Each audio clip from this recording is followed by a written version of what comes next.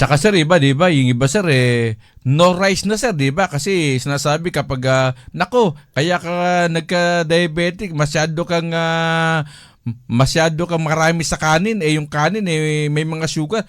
Pero sir, sa inyo may mga variety ba tayo na friendly sa mga diabetic? Kasi iba, ayaw ko Yes, sir, tama, mag-rice. tama.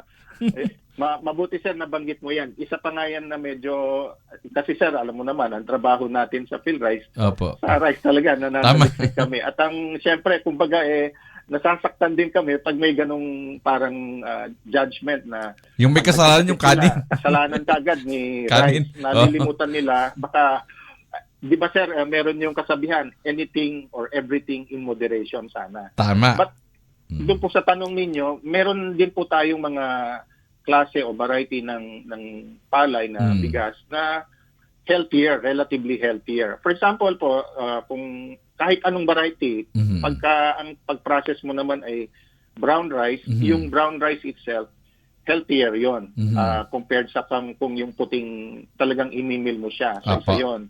Marami din po tayong yung tinatawag na pigmented. Ang value po nun sa health natin, meron silang mga antioxidant. Tapos meron din po itong mga variety din natin na sadyang bringid sila o dinevelop para magtaglay ng relatively mas mataas na level, for example, ng zinc o kaya ng iron na mga maganda po sa kalusugan natin. At ang pinakabago, meron na rin pong bagong variety ng rice na pwede siyang ihanay dun sa tinatawag ng mga low GI food. Ito po yung ang rating kasi sa GI, yung glycemic index.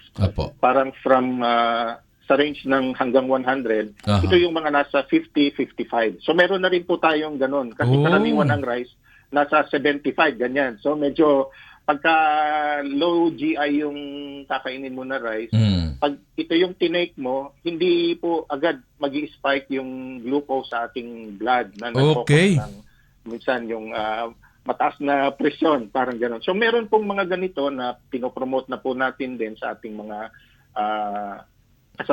kababayan natin.